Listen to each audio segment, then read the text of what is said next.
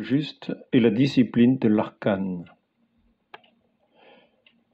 Dans les manuscrits de Qumran, le maître de justice, le prêtre impie et l'homme de mensonge ne sont jamais désignés par leur nom propre, mais toujours par ces périphrases. Et cependant, l'ensemble du texte présente des personnages ayant réellement existé, énumère leurs faits et gestes.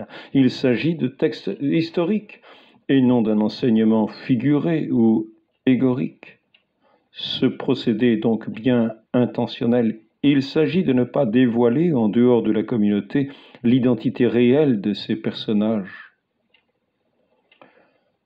Flavius Joseph nous dit que les Esséniens ne désignaient jamais leur législateur. Après le nom de Dieu, celui du législateur est chez eux particulièrement vénéré. Qui le blasphème est puni de mort. Pendant la guerre des Romains, en 70, ils ne le révélèrent même pas sous les tortures. Ce que Joseph dit des Esséniens s'applique très exactement, s'il en était besoin, aux disciples du maître de justice qui n'ont jamais écrit son nom propre parce qu'ils le considéraient comme divin. Philon dit, en parlant des Esséniens, « Notre législateur ». Il se considère donc comme membre de la communauté. Mais ce qui est digne de remarque, c'est que ni l'un ni l'autre n'ont révélé son nom. Le secret fut bien gardé. Si l'on rapproche ce fait des affirmations de Flavius Joseph, selon lequel les néophytes esséniens étaient tenus à l'écart du repas sacré et qu'ils ne pouvaient y participer qu'après 2 ans de noviciat et un serment solennel de ne pas dévoiler le sens caché de la cérémonie, on voit que cette communauté pratiquait la discipline de l'arcane, propre aux premières communautés chrétiennes. Ce ne fut jamais une règle explicite, mais un usage constant. Il fallait surtout éviter toute profanation des saints mystères. Si le repas des Esséniens n'était qu'une réunion de prière ou un repas conventuel, on se demande la raison d'être de pareils serments solennels, de ne jamais révéler à l'extérieur ce qui s'y passait. Saint Jacques le Mineur, frère du Seigneur, était l'évêque de la communauté chrétienne de Jérusalem. Il était donc aussi le chef de la communauté des pauvres, les Ébionites. Après le meurtre de Saint-Étienne, les chrétiens s'étaient enfuis de Jérusalem. Lorsque les premières terreurs furent passées, ils y revinrent.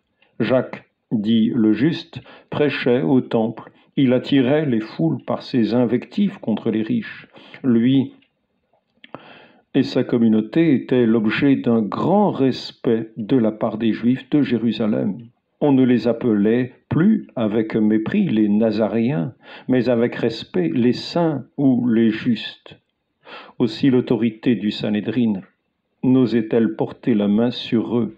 Hanan, le fils d'Anne, devenu grand prêtre à son tour, ne fera périr saint Jacques qu'en profitant d'une absence fortuite du proconsul romain, et son crime provoquera de telles protestations qu'il sera déposé. Les judéo-chrétiens se réunissaient le soir au cénacle, mais ne participaient pas au culte du temple.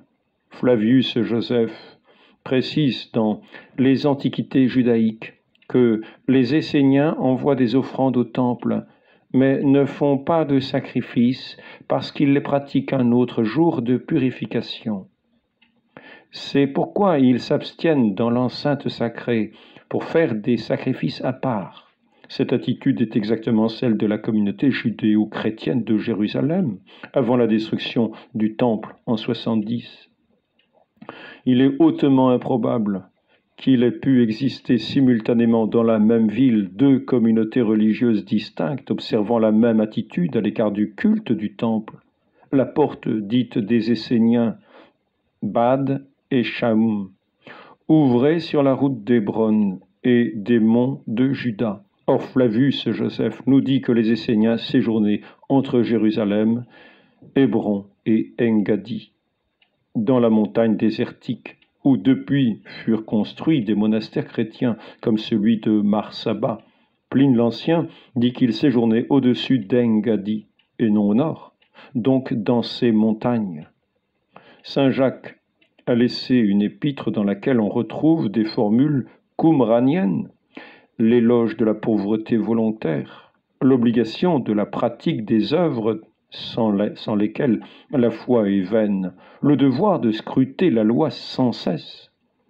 Certains exégètes ont prétendu que cette lettre était purement juive et que la double mention de Jésus était une interpolation chrétienne. Il n'est pas vraisemblable que ces pieux ébionites, occupés à longueur de journée et de nuit à scruter les Écritures, n'aient pas laissé quelques textes de leurs prières et de leurs méditations. Mais, a-t-on dit, on ne trouve pas dans les manuscrits de la Mère Morte des formules spécifiquement chrétiennes qui permettent d'affirmer à coup sûr qu'il s'agit d'écrits ébionites. À cela, on peut faire deux réponses. Premièrement, nous plaçons dans la perspective de juifs pieux, disciples de Jésus, qui doivent vouer leur vie à la prière et à la méditation.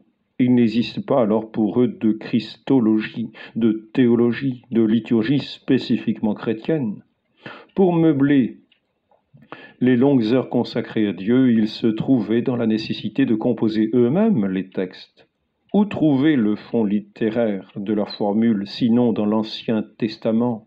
Ils vont appliquer à Jésus, aux différents épisodes de sa vie et à son enseignement, tout ce qu'ils pourront trouver de concordant dans l'Écriture. Scruter la loi et les prophètes, n'est-ce pas chercher jusqu'au moindre détail les applications que l'on pouvait en faire à Jésus-Christ?